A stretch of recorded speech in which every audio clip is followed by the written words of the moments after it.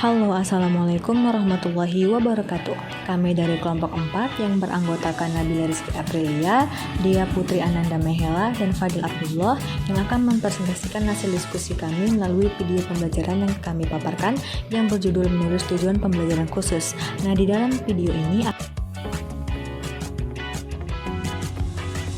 Saya Fadil akan menjelaskan tentang tujuan pembelajaran khusus. Pernyataan tujuan pembelajaran dalam program dan produk pembelajaran memegang peranan penting tidak hanya bagi siswa, tapi juga bagi mereka yang terlibat dalam mendesain dan mengembangkan program dan produk pembelajaran tersebut.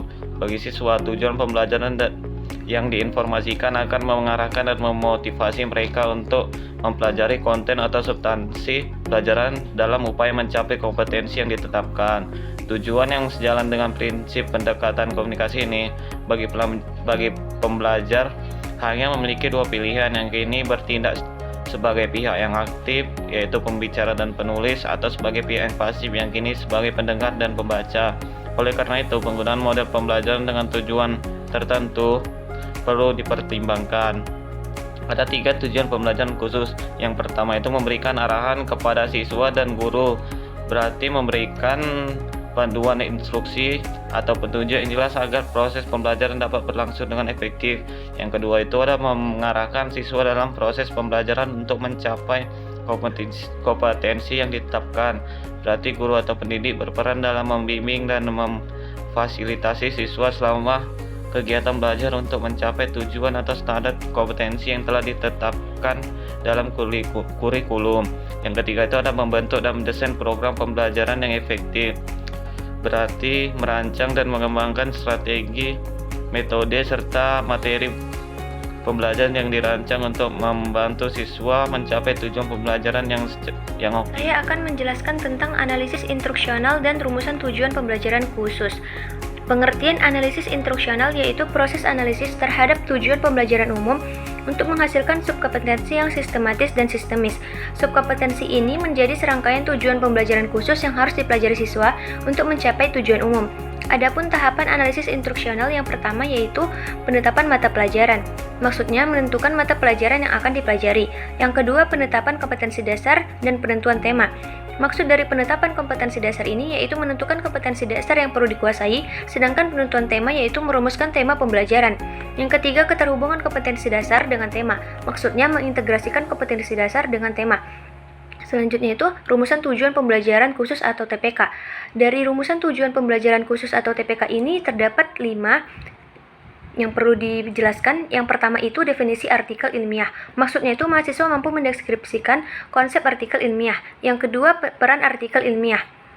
Maksudnya mahasiswa mampu menjelaskan peran artikel ilmiah dalam diseminasi ilmu. Yang ketiga, struktur artikel ilmiah. Maksudnya mahasiswa mampu mengidentifikasi komponen dan struktur artikel ilmiah. Yang keempat, prosedur penulisan artikel.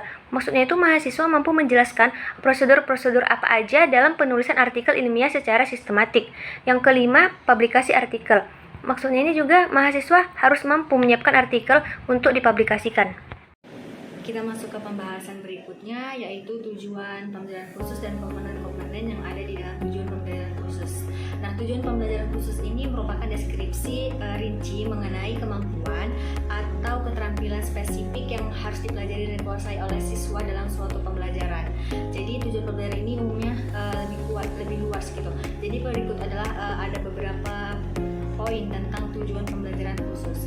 Nah, yang pertama yaitu adalah deskripsi kemampuan spesifik. Jadi TPK ini menggambarkan secara konkret apa yang harus dilakukan atau dipahami oleh siswa setelah menyelesaikan proses pembelajaran.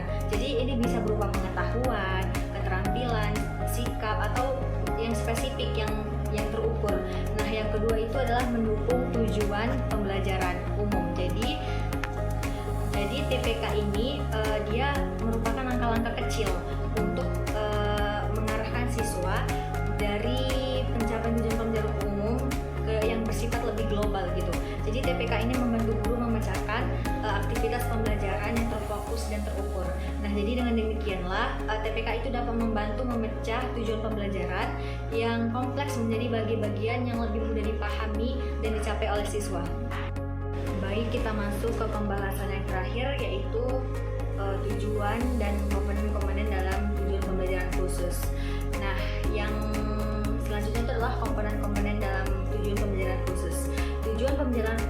pembelajaran khusus yang merupakan hasil dari proses analisis instruksional itu digunakan untuk menetapkan komponen-komponen sistem atau program pembelajaran yang meliputi penilaian dan tes hasil belajar atau materi-materi dan bahan pembelajaran serta butir-butir penilaian hasil dari belajar. Nah, komponen-komponen sistem pembelajaran itu sendiri dibagi menjadi 4 bagian. Yang pertama yaitu penilaian dan tes hasil butir belajar. Nah, di mana butir-butir tes hasil belajar itu harus sesuai dengan tujuan pembelajaran khusus yang telah dibuat oleh guru. Nah, yang kedua itu digunakan untuk mengatur kemampuan dan pencapaian siswa sesuai dengan tujuan pembelajaran khusus. Nah, yang kedua yaitu adalah konten atau materi pelajaran.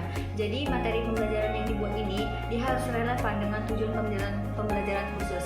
Nah, yang kedua yaitu memfasilitasi proses belajar siswa untuk menguasai kompetensi yang dibutuhkan oleh peserta didik dalam proses pembelajaran. Nah, yang ketiga yaitu adalah strategi pembelajaran. Jadi, strategi pembelajaran itu kita harus membutuhkan rencana pembelajaran untuk mencapai tujuan pembelajaran khusus. Nah, yang kedua yaitu termasuk metode, media, dan urutan kegiatan yang mendukung keberlangsungan pencapaian tujuan pembelajaran khusus. Nah, yang keempat atau yang terakhir yaitu media dan bahan pembelajaran. Jadi, bahan dan media yang dipilih itu harus bisa memfasilitasi proses belajar, di mana bahan dan media itu harus relevan dengan tujuan pembelajaran khusus yang dibuat oleh guru untuk proses pembelajaran yang dibutuhkan oleh peserta didik. Kumpulan pada pembahasan menulis tujuan pembelajaran khusus yang pertama yaitu tujuan pembelajaran ini memiliki peran yang krusial bagi siswa, desainer, pengembang, dan instruktur. Jadi bagi siswa itu tujuan pembelajaran itu membantu mengarahkan bagaimana proses pembelajaran itu dapat berlangsung dengan lancar dan baik, serta tujuan pembelajaran itu bisa disebut juga dengan performance objektif. Jadi mencerminkan kemampuan yang dapat diukur dan diamati pada siswa setelah mengikuti proses pembelajaran. Nah, yang kedua yaitu adalah proses analisis instruksional ini bertujuan memecah tujuan pembelajaran umum menjadi satu tujuan pembelajaran khusus. Jadi tahapan ini meliputi penetapan hasil belajar, keterkaitan antar tema. Jadi TPK ini merupakan dasar dalam pengembangan pembelajaran. Jadi menghasilkan keterampilan spesifik yang dapat dikuasai oleh siswa.